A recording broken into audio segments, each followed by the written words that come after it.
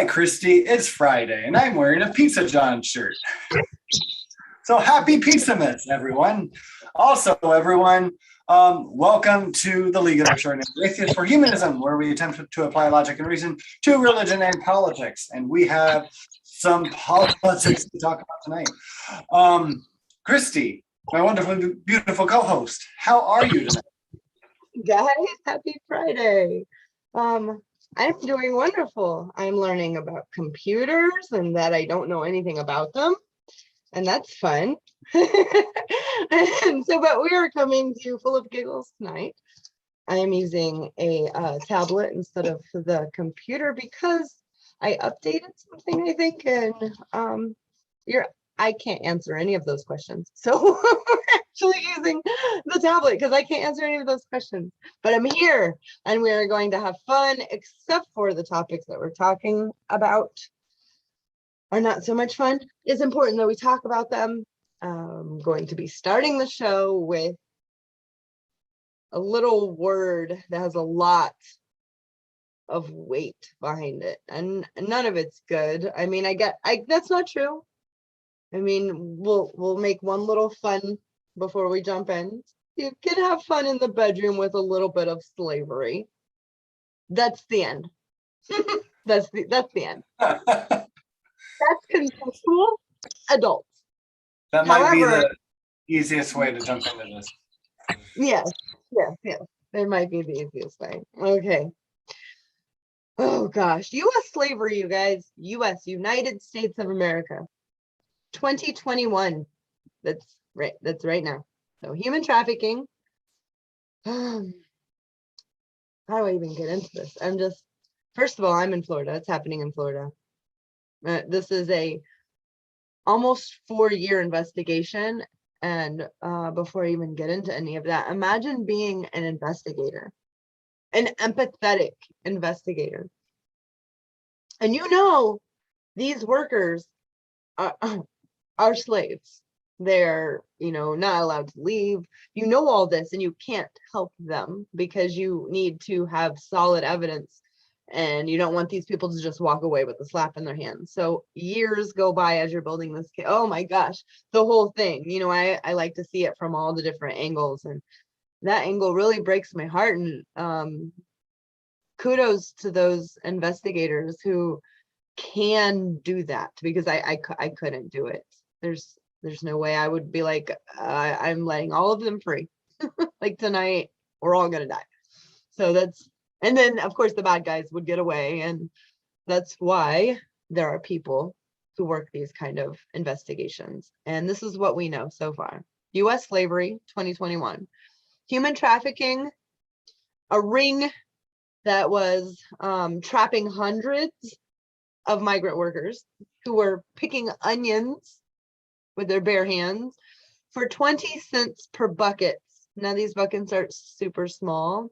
They're not super large, but it takes quite a bit of onions to fill them up, and you get 20 cents for one bucket.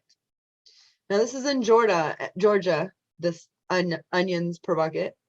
And it is part of a years-long, over $200 million of profit these farmers have gotten this operation, and they've seen 2 migrants die, and another migrant was repeatedly raped.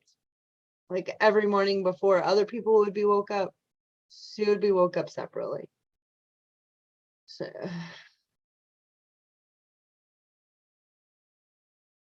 a modern-day slavery ring has been busted in Georgia, where workers have been raped, kidnapped, and imprisoned in squalid camps, according to prosecutors. The crooks raked in more than $200 million in profit by luring. Luring is just too nice of a word. For grifting in over 100 desperate migrants from Mexico and Central America to the U.S. And this is a federal indictment, has this. The federal indictment is not that long. Everyone should take a look at it. It's very important to understand and see No, I like undersea, to undersea what was what's going on out there, what they're being charged with, and these charges are heavy. I mean, they're heavy. There's one person after another who are being charged, and human trafficking and conspiracy for human trafficking. Every single one of them has these type of charges underneath them.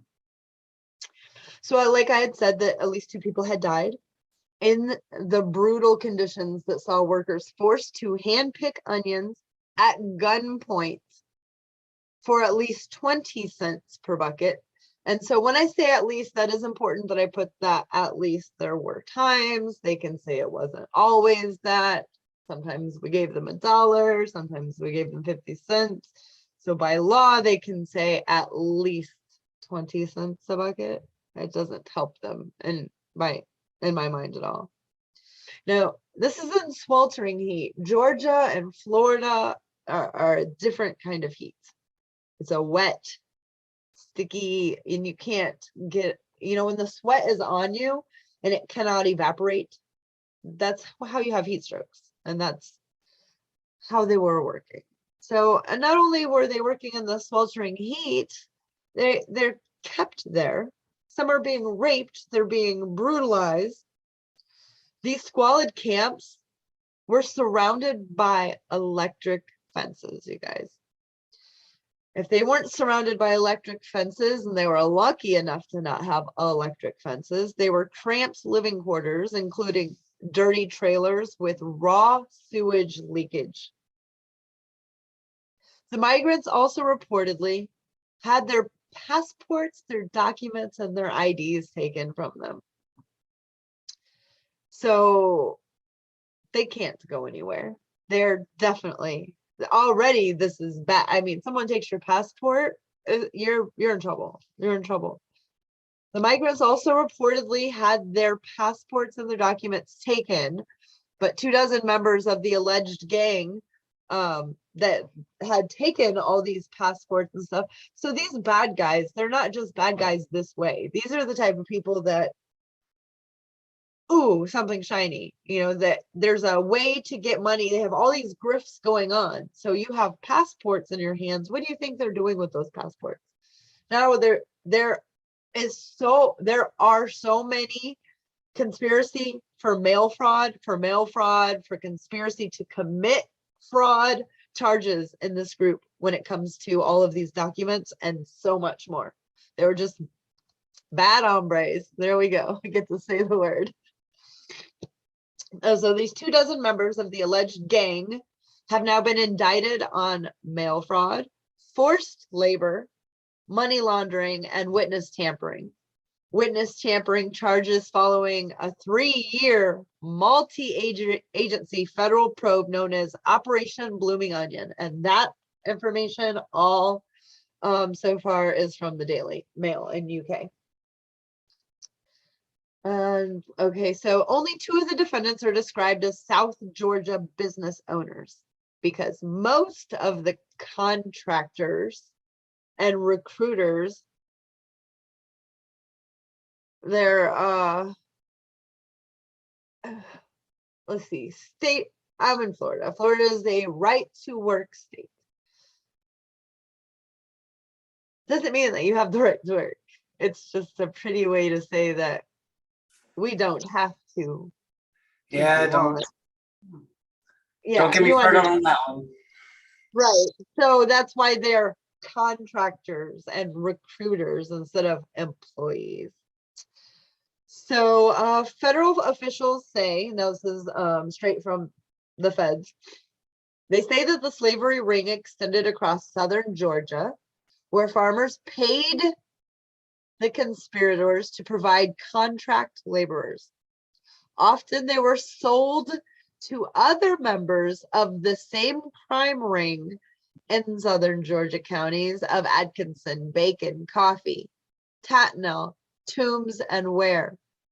But the illegal activities extended within the southern, middle, and northern districts of Georgia. The middle districts of Florida, that's where I reside, and the southern district of Texas. There were essentially three aspects to the alleged human trafficking operation: misusing the H-2A visa program to bring in workers from Mexico, Guatemala, and Honduras under the pretext of being agricultural workers, abusing and exploiting the workers to make money, and laundering the proceeds through big cash purchases, cashier checks, and cha-ching, a casino. Investigators have dubbed the gang the Patricio TCO, a transnational criminal organization. They named it after Maria Patricio, a 70-year-old resident of Nichols, Georgia. She is an old gangster, apparently. She is accused of filing fraudulent petitions to bring workers into the United States via the country's H-2A work visa program. Patricio has pleaded not guilty to the charges against her, and that, from the last time I told you I got it from my sources, thus far now has been from Vice. Now we'll move on to some more information about the H-2A. Under H-2A, a worker's legal status is contingent on remaining under the employment of the party that sponsored their visa. You can see how that would cause problems. This means that these workers are tied to that sponsor and cannot simply pick up sticks and work for someone else. Starting in at least 2015, who was president then? The criminals starting to haul in thousands of workers, allegedly promising them that they would be paid under the terms of a contract, so they felt safe, and that they would typically be making between $10 and $12 per hour and would be provided with transportation, housing, and food. The criminal enterprise would then send dozens of false petitions to the government, seeking more than 71,000 laborers for an agricultural employer. The U.S. then issued those thousands of these visas to foreign nationals.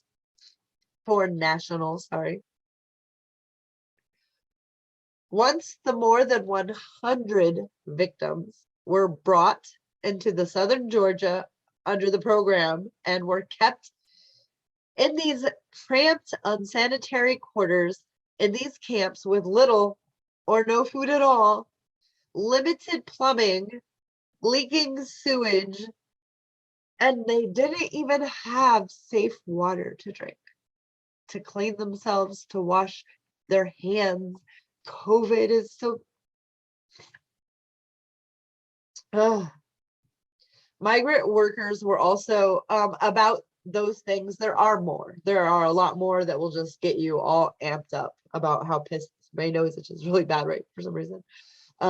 If you read the indictment, you will see all the things that were wrong. That's just a summary. Migrant workers were also allegedly charged unlawful fees, of course they were, that they could not afford, and some were illegally forced to do lawn care, construction work, and restaurant work on top of the job that they did all day. Others were threatened with violence or deportation. The indictment states that they would coerce the workers and the witnesses to provide the federal government with materially false information to hide their illegal activities. Federal officials say the slavery ring extended across southern Georgia, where farmers paid the conspirators to provide these contract laborers. These guys are the ones who should be in trouble. Often, they are sold to other members of the same crime ring, as I had mentioned, in the southern Georgia counties, and I had mentioned all of those. But then these defendants, they, in this indictment, have been laundering money because of this. I mean, they have to clean all these. There's so much money coming in.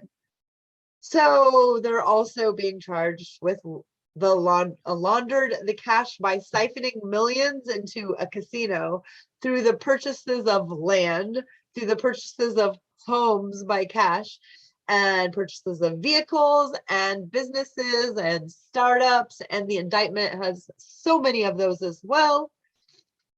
Let's see. The indictment also states that between September 2018 and November 2019, so just a little over a year, a member of the crime ring repeatedly raped, kidnapped, and tried to kill victim number 12, whose name is not being released right now. Repeatedly raped and kidnapped. And then this poor person would have to go work out in the fields picking onions all day. Those crimes were allegedly aided and abetted by the only two defendants described in this indictment as business owners. Charles King, the owner of Kingsbury Farms. I'm going to say his gross name again. I hope people know him and tell him about himself.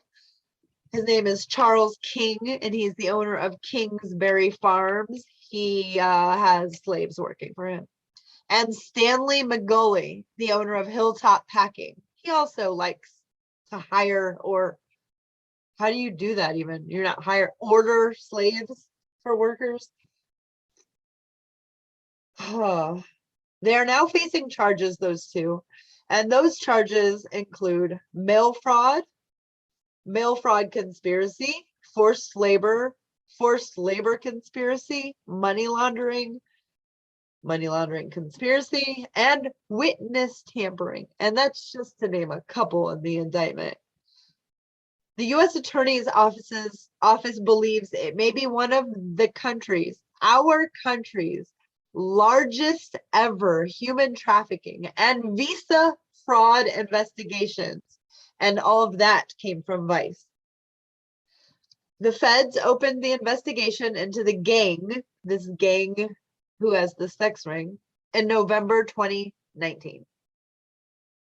This investigation was also involved Homeland Security investigations, the Labor Department, the Department of State's Diplomatic Security Service, the U.S. Postal Inspection Service, and the FBI. During the investigation, more than 200 law enforcement officers and federal agents from around the United States convened in the Southern District of Georgia to execute more than 20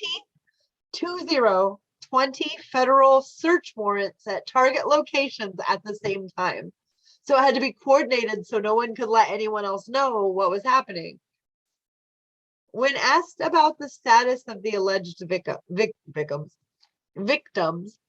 Barry Patel, a spokesperson for the U.S. Attorney's Office for the Southern District of Georgia, said, quote, victim/witness services staff and NGOs are assisting the rescued victims. There were approximately 102.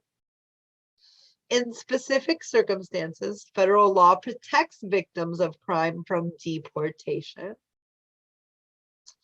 He added, as U.S. Attorney Estes urged other victims of human trafficking to come forward. We need as many of you as possible to come forward that this has happened to you. We're aware of somewhere around 70,000 who have come in under the H-2A program fraudulently, Estes said at a news conference on November 22nd. Quote, we have 100 actual victims in our district that we are able to locate as of right now, end quote. The American dream is a powerful attraction, he goes on. It's a powerful attraction for the destitute, the desperate, for people across the globe. And where there is need, there is greed from those who will attempt to exploit these willing workers for their own obscene profits, he added. Thanks to the outstanding work from our law enforcement partners, Operation Blooming Onion, which cracks me up, frees more than 100 individual humans from the shackles of modern-day slavery and will hold them accountable, those who put them in chains. That I agree with. I do not think that any one of these people who have been who have been made to be slaves should be in trouble. The OCDETF, Operation Blooming Onion maximized, that's who's talking. Operation Blooming Onion maximized the expertise of multiple law enforcement agencies, and they named it the OCDETF. Let's see. Leveraged analytical and coordination support from OCDETF's International Organized Crime Intelligence. So now this is international. We've got other countries involved and their operation centers to target an international criminal organization engaged in human trafficking and visa fraud. So that's what this is really all about. That's why they're taking all the girls' papers when they get there. Girls, guys, it doesn't matter, people. The U.S. Attorney's Office leadership of this multi-agency law enforcement effort positions us to disrupt and dismantle the operations of the transnational criminal network that pose the greatest threat to our communities and the nation. In a statement, this is from ICE. ICE officials also said Operation Blooming Onion is the first investigation closed under the agency's new labor exploitation model after Homeland Security Secretary Alejandro Mayorkas announced in October that instead of targeting unauthorized workers and mass raids on workplaces, authorities will take aim at the exploitive employers and the business owners that violate these business laws. Yes, yes, yes, and so much more yes. The federal government opened an investigation, catching a crime ring, how the federal investigators tracked down a human trafficking ring here in the United States. So this is so interesting. The federal government opened an investigation into the so-called Patricio TCO gang in November 2019, involving Homeland Security Department, the Department of State's Diplomatic Security Service, the U.S. Postal Inspection Service, and the FBI.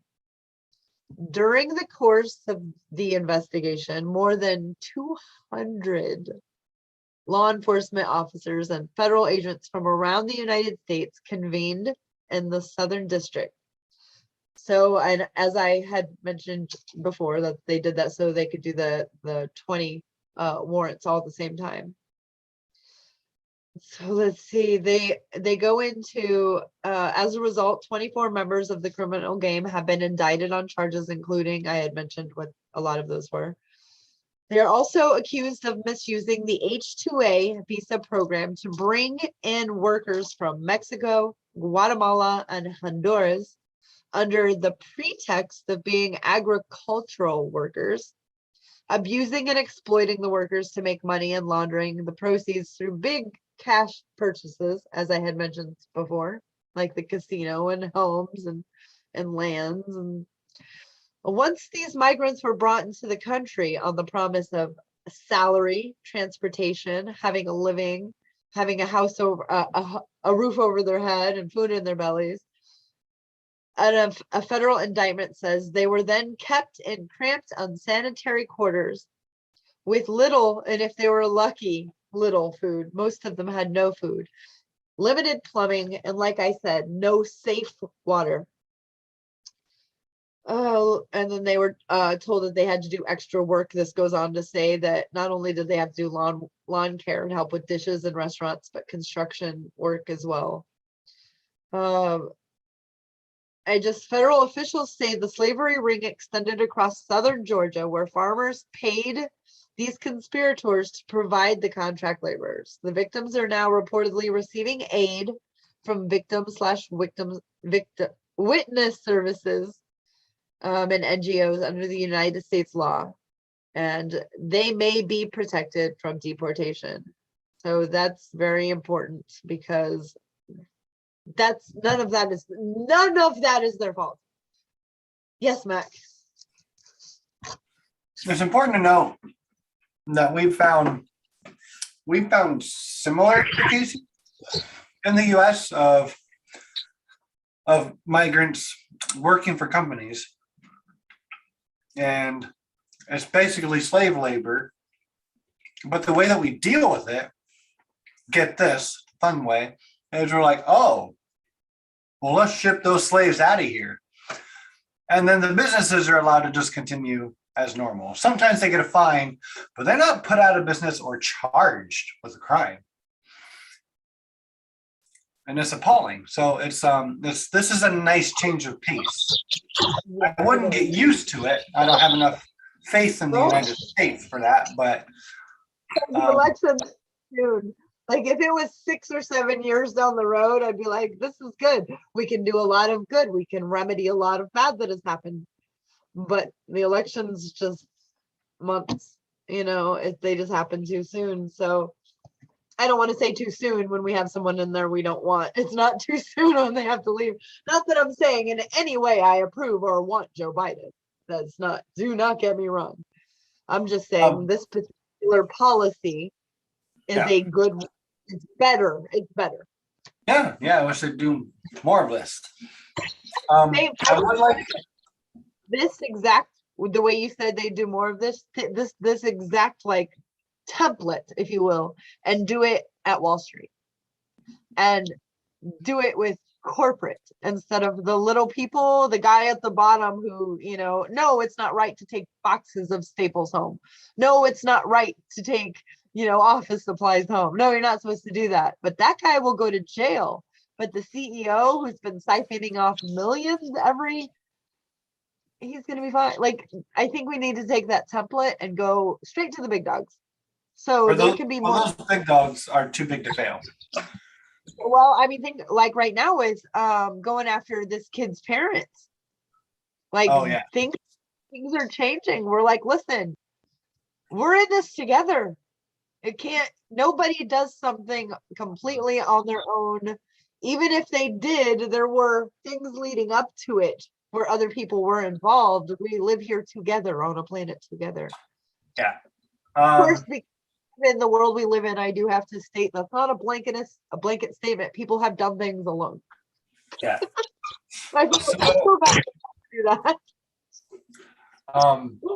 I do want to point out real quick, because I found some interesting information and I'm already talking, and I don't want to interrupt you again. So I have a little bit of information here, and I think it's kind of funny, and an irony kind of way. Kingsbury Farms LLC. I got on a business directory here. Their company description, so you know. Did you already look at this or no? No? Okay, you'll like this. Kingsbury Farm LLC is located in Waycross, Georgia. I know I had the right one. United States, and is part of the other crop farming industry. Kingsbury Farm LLC has a total of 3 employees across all of its locations and generates $72,111 in sales. Employees and sales figures are modeled in parentheses. They have 3 employees, not to mention the 102 slaves. I'm not laughing at the slaves. I'm laughing at like you said. Oh my gosh. We only have 3 employees. Oh, the 102 slaves? Those aren't employees. Those are slaves. They're not employees. No. This reminds me, and this is a little sad, and this is not a, I'm not trying to make this comparison to lessen what's happened to these 102 victims, at least. But it does remind me of temps, like my company and a lot of other companies that I've worked for or have been around, where they'll take labor or laborers but they won't make them employees, right? Because that's an expensive thing to do. It's much cheaper for them to not pay them a full wage and give them benefits like you're supposed to do as an employer, and just not have employees. It's just there's a similarity there, and it's sad to see it at so many places. Your state do that full time is 40 hours a week, so we'll give you 30, like 35 or 36 hours, so they don't have to pay you full time. 28 usually, so you don't qualify for benefits. See, that's just disgusting to me. Yeah, because I think once you get that 32, then like you start to automatically like they need to offer you benefits. So most companies that I've seen like say stay around 28 because they don't want you to get too close to that mark, because if you start to average it, then they have to offer you benefits and full time. Yes, they do. Not just that, they like not just the benefits for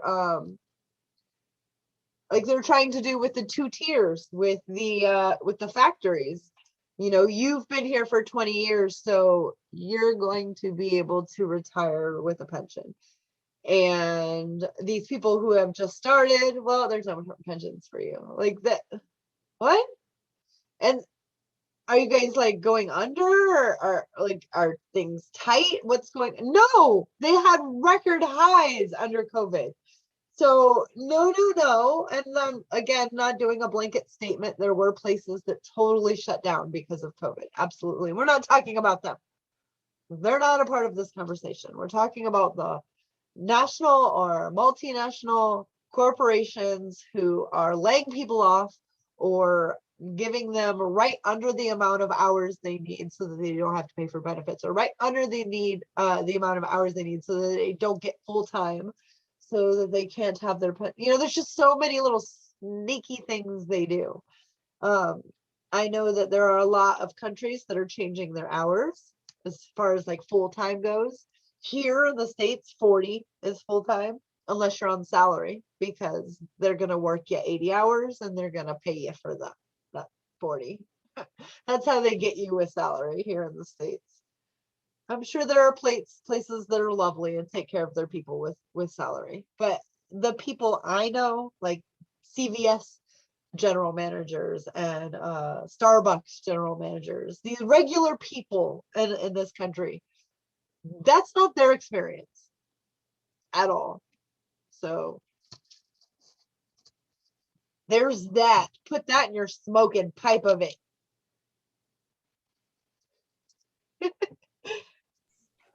I don't want to smoke that. What about this?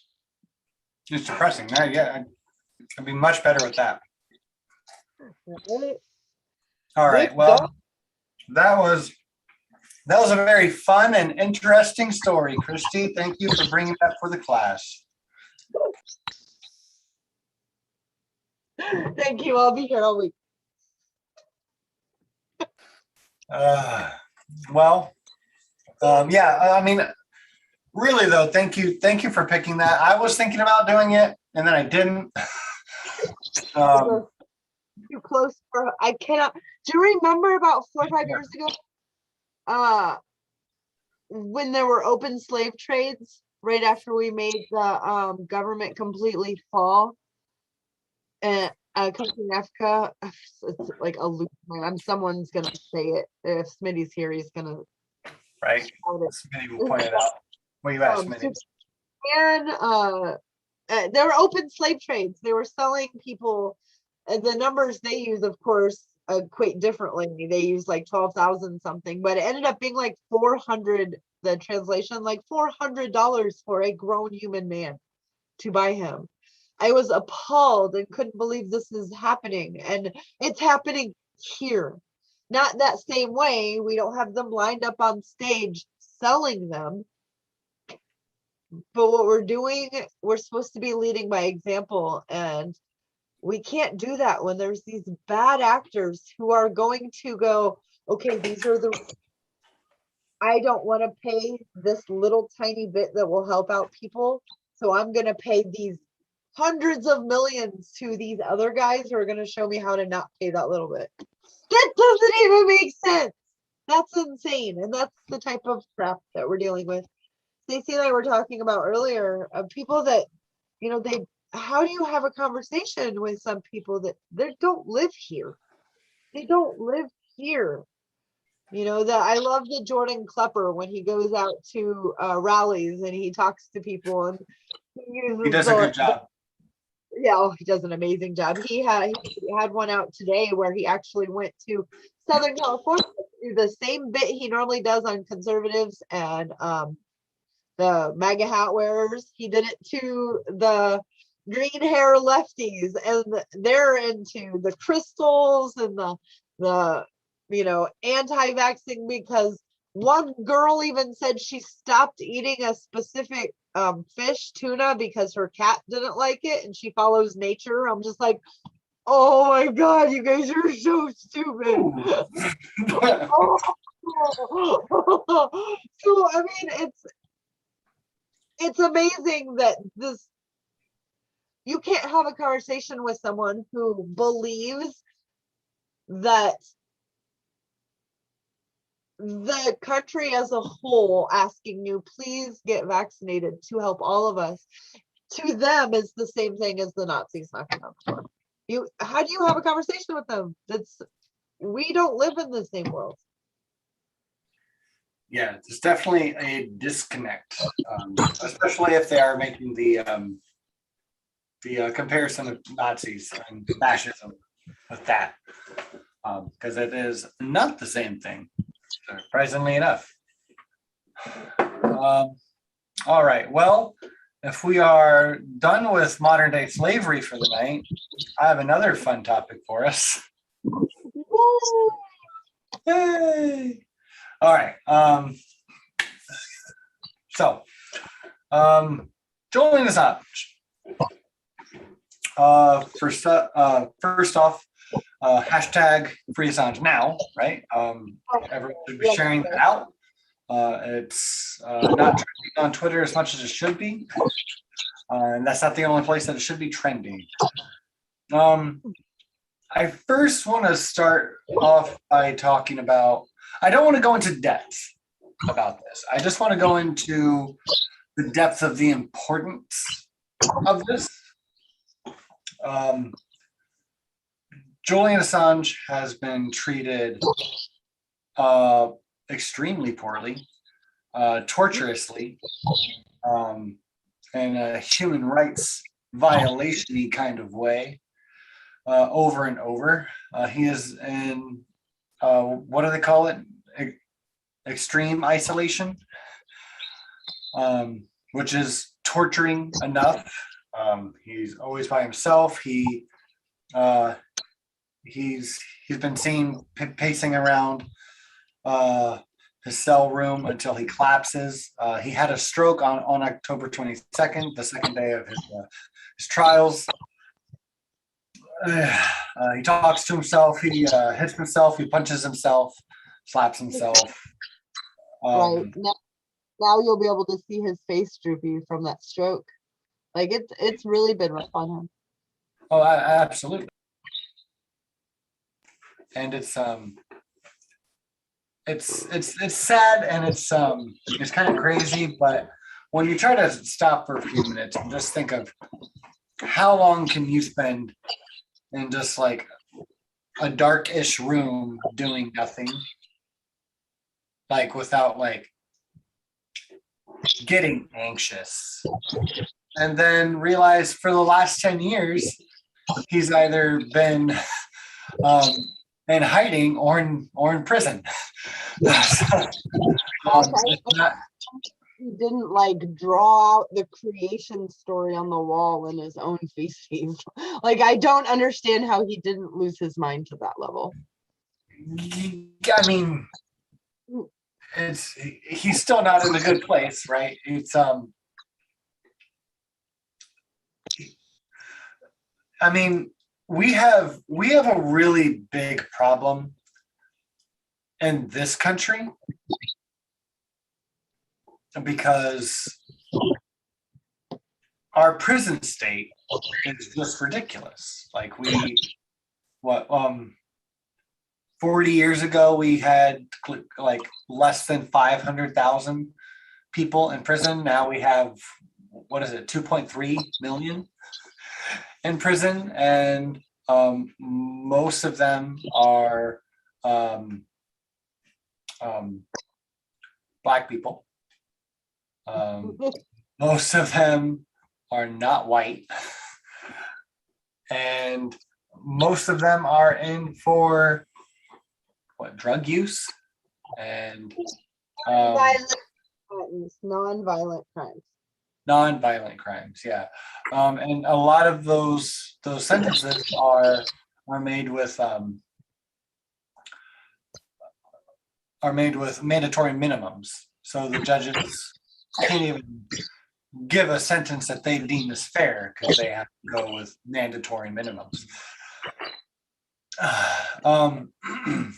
Excuse me. And yeah, the reason that whole law sucked. I remember when you talked about that you went in depth about the mandatory minimums. You know, there were so many judges that say, I don't agree with this. I don't agree that he should get 10 years. The circumstances were this. He actually should just go back home and continue with his house arrest. Like, I don't agree with this.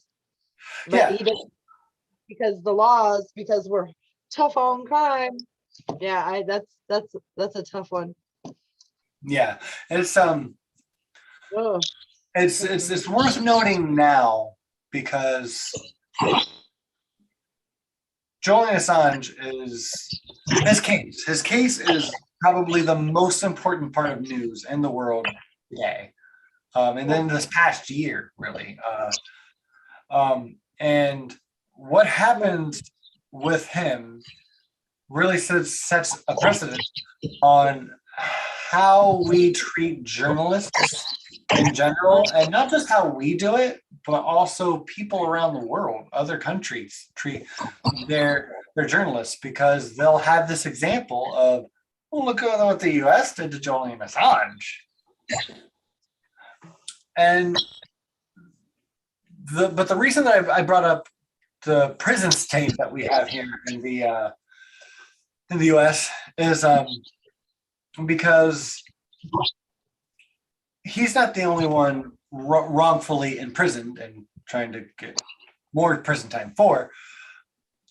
There's a lot of people who suffer under this system.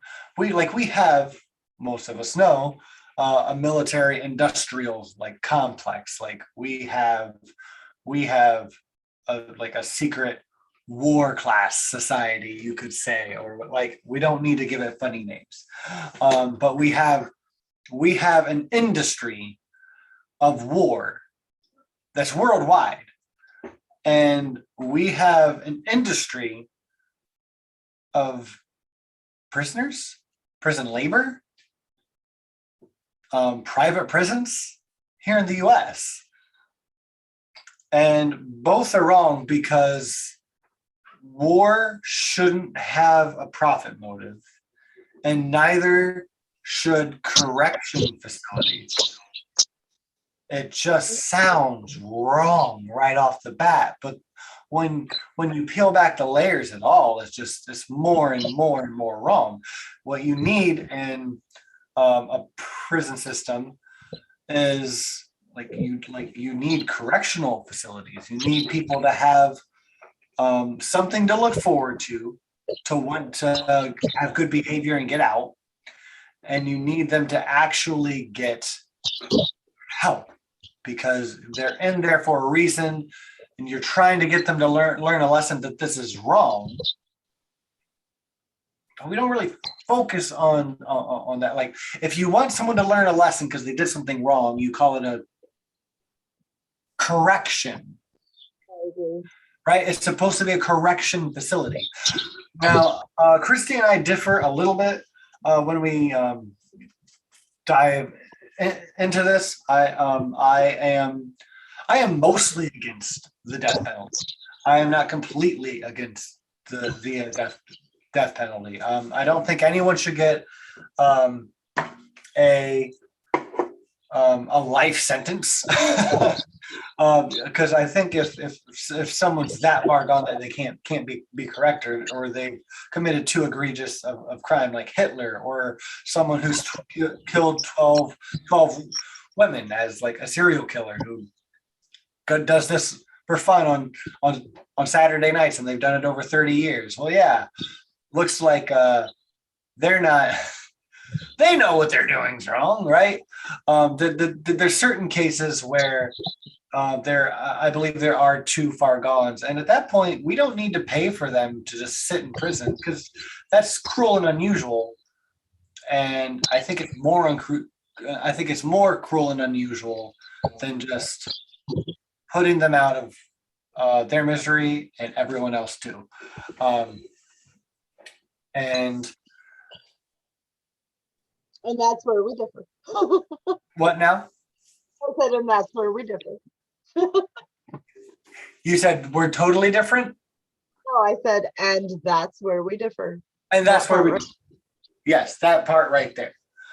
And no matter for whatever reason, I don't think there should ever be, until we can learn, we cannot teach people to stop doing something by doing something. Don't kill people or we'll kill you. Stop hitting your brother. Yeah, and I mean, I get there's a point to that, and again, this isn't the main topic. Like, we should just have like a whole breakdown of this at some time. But Smitty, we should have Smitty come on, even if he doesn't want to use his face or the video, because he's very, very informed when it comes to him. And I have had some very long conversations about the death penalty, and he can pull up sources and stats of why it's more expensive to kill them than it is to keep them in prison for life, and how there's the sources on it and how it's broke down and why it costs so much, many more millions to put them through the death penalty than it does with the just $47,000 a year to keep them alive.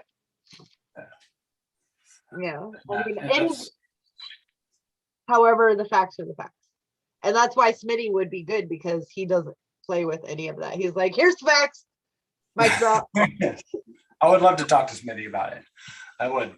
What I think we do agree on, though, or roundabout, I don't think there should be any sentence longer than like 20 or 25 years. I think that should be the max sentence on any crime. Like, what is theirs? Norway's 22 years, and then at 22 years, reevaluate. I knew it was around 20.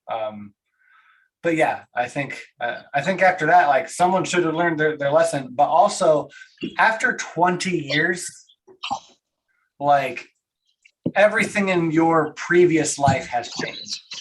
Like, basically, your life is over, and you might have some semblance of it to go back to, but it ain't the same, right? If you just had a newborn baby and you go to jail, you never knew that kid ever, and that's hard enough. Like, I feel like that's the harshest thing you can do. Anything past that, and including that, I think is still cruel and unusual. But yeah, again, that's not the main point. But I thought it was important to bring up, because what this man is going through is worth talking about. Not just the fact that how wrong it is, because he told the truth. He got information from someone who handled said information, and Chelsea Manning handed that information over to him, and he published it. That's the only job of a journalist, is to publish information that they get, that they deem true. I could see you talking about it. I couldn't hear you. I said a publisher. Yeah, his job as a publisher is to publish. Just to publish. Yes. And for anyone to go after the New York Times, they need to go after every single other outlet that also did the same thing he did. Right. They would have to go through all of them. But I don't know if they want to do that or not. It's hard to say because they're extraditing. The US got their way, and the UK is going to extradite him here. I think they're trying to appeal it currently, right? They are trying to appeal it. Here's the thing: he's never set foot in the United States of America. He's an Australian citizen. This is nonsense. This is nonsense. Absolutely nonsense. Another country say, hey, they want me because I published something that made them look bad, and then my country just sends me on over. Are you kidding me? What, Red Rover sent Assange right over? That's what we're playing right now. Yeah, he's blown open. Like he is one who really speaks truth to power. He blew open the doors on what the DNC was doing behind the scenes with Hillary's campaign, with the Podesta emails. He's blown open not just war crimes with our country, but other countries as well. But Democrats loved WikiLeaks, and then they didn't. Yep. Imagine that. I would like to read something for you guys real quick. Read away, my love. Made me pretty angry, honestly, today.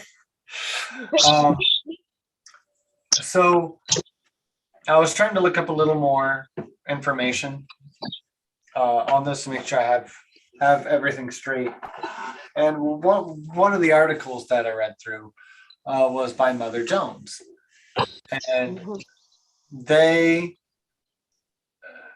are against Julian Assange being extradited, but they think he should be punished. And more than four-fifths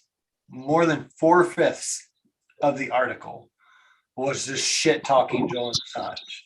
And I wanted to read one paragraph of their defense of Julian Assange. So this prosecution poses a serious threat to democracy. I'll turn to that in a moment. But one PR problem with the case is that Assange is a highly unsympathetic character, for he is partially responsible for the damage done by Donald Trump during his presidency. Poland. 400,000 or more preventable deaths of Americans in the COVID-19 pandemic. Wow. The lack of action to address climate change, the promotion of disinformation and lies to incite a violent attack on the U.S. Capitol, a tax cut that favored the wealthy and added to the national debt, right-wing appointments to the Supreme Court that could lead to the severe curtailing of reproductive rights for women, the spread of bigotry and hatred, the suppression of voting rights, cutbacks in government health programs, creeping or galloping authoritarianism, and so much more. That's all Julian Assange's fault, just in case you forgot, because he told on Hillary, who's a big old shitbag of fuck. And that's his fault, because he pointed it out. So Donald Trump will be president. Huh? Bag of fuck with life. Yeah. And they pointed out that yeah, he pointed out bad things about Trump, but then soon after, um, there was a steady flow of bad news about the DNC and Hillary Clinton. What people don't, I'm sorry, not all people. People who fucking annoy me, what they don't focus on is there wouldn't be so much shit to focus on if there wasn't so much shit to focus on. It's not his fault. If he used it in a way to make the Democratic Party lose, that's his fucking prerogative. He could be an American and fucking do that. He could have actually worked with the Russians and did that. You know what? He's from fucking Australia. Australian citizens and fucking Putin can basically do whatever they want. They're not Americans. They're not under the law. Like, we're not actually the cops of the world. He did that. He could do that. And we don't have to be sympathetic towards him then, sure. But, like, he would be allowed to do that.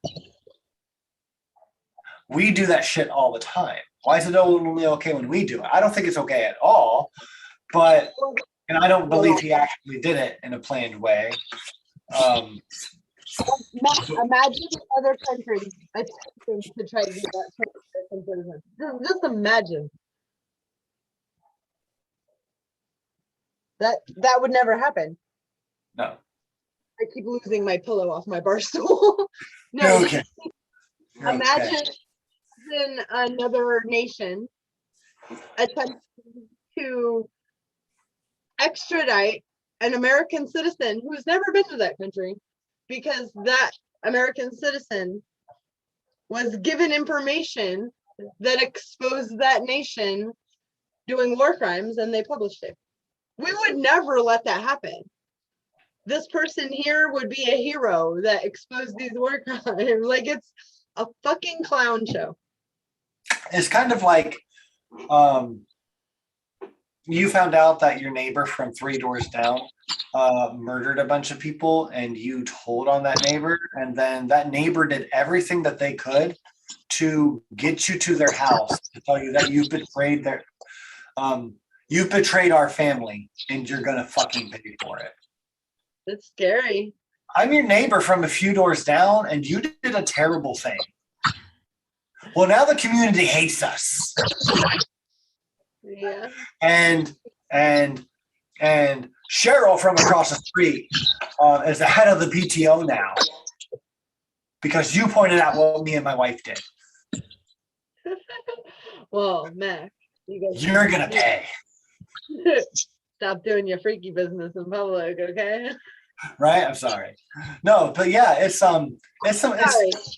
absolutely crazy. Like, it doesn't work like that anywhere else in the world, small scale or large, except large, like the biggest scale.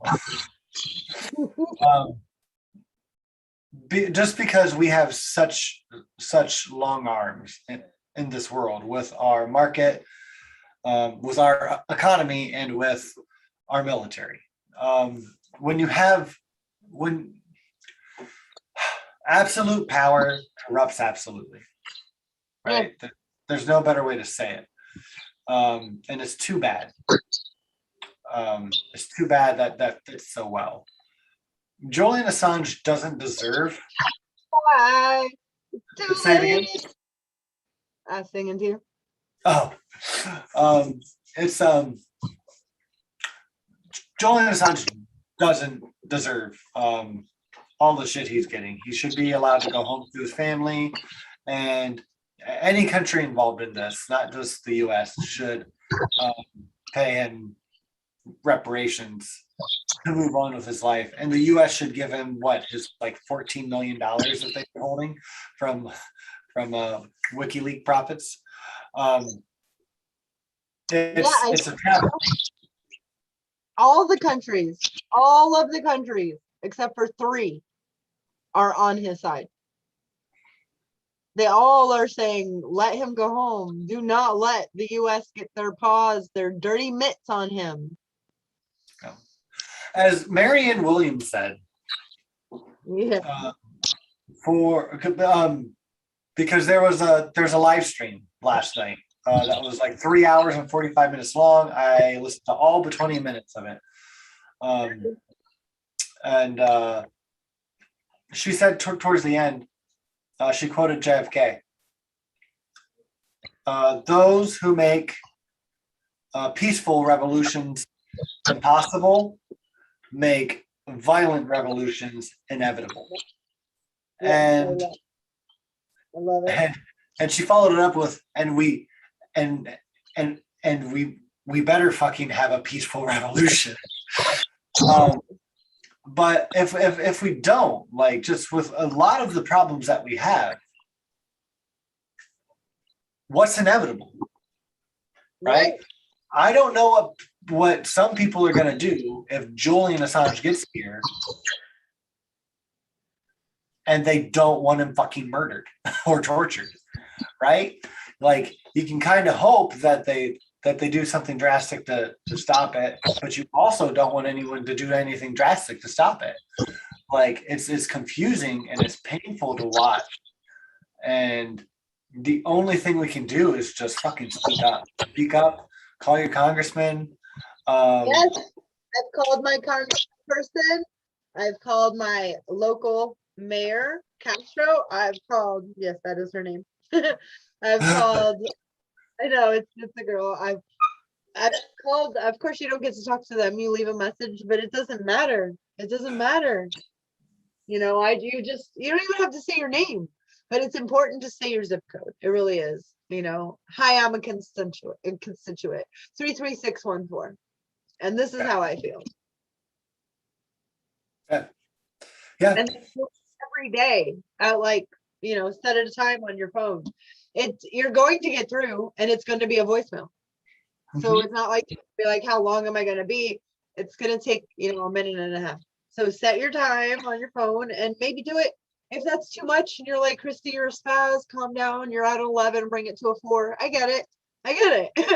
So do it once a week. This is important. You're a guy. You have a penis. You don't care about women's rights. It's not important. You'll never need an abortion. You might have a daughter someday, or you might get someone knocked up who's fucking crazy, but really good in bed, and you don't want to breed with her. These things are important to think about. I'm just trying to help everyone out here. Yeah. It's a good thing to get in the habit of, is calling your congressman and letting your voice be heard. So it's not a big fucking step up when it's super fucking important for you to do so. Zoning meetings. I know I've mentioned this a billion times here on this channel. You go to, I'm in Tampa. I Google I'm in Hillsborough County zoning meetings. Tampa zoning meetings, whatever city you're in, zoning meetings. They're open for everyone. If you're a citizen, you can go. That's what's going on in your area. And that's your chance to raise your hand and be like, hey, what about this? Hey, what about this? Or just listen. Listen and think, do I want these things going on here? And that's how you find out where the money is going to. And you can also, like I said, speak up. And then after meeting people, then you can show up and say, hey, so-and-so, remember me? I have an idea. What do you think about this? The zoning meetings are low-key where it hits. Like, that's where it is going down. You'll never hear CNN or MSNBC or Fox News or any of even our nightly news local say, go ahead down to your zoning, and hang out and meet you. No, they don't want that. You're going to find out what's going on, who's doing what, where the money is going, and you can get involved. And by you just being there, you have more say than everyone else in your county who stayed home. Good. No. No. All right. Rainbow.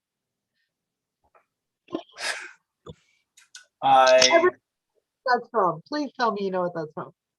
I didn't hear the whole thing because every time I'm talking, I can't hear you talk today with Mike.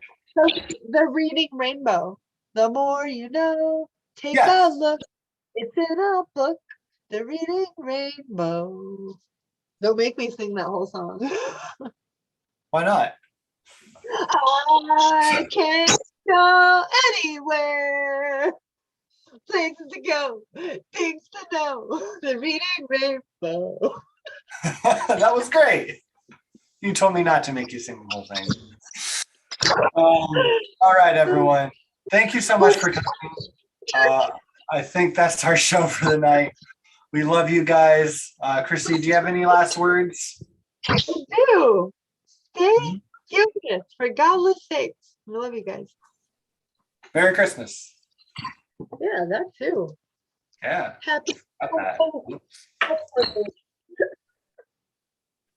Oh my gosh, I'm gonna pee my pants. I cannot believe I kept sliding this. This is like a silk satiny, and this is wood that's polished. Oh, nice. I would get the pillow on it and go to sit down and be like, whoop! Nice. We might still be on, so I think everyone knows your silk and polished story. But that's okay. While we're on, with no drink. Imagine me on a bar stool with drinks. oh dear God. Exactly. So everyone knows, since we are on, I don't think we're going to be doing a show 2 weeks from now because that's New Year's Eve. Okay. So we'll try to get a couple shorts out before then. All right. Yeah, there's lots of topics actually going on that I wanted to talk about, but I knew the favorite one was I needed. It's too much, and it's. Are you kidding me? Which thing?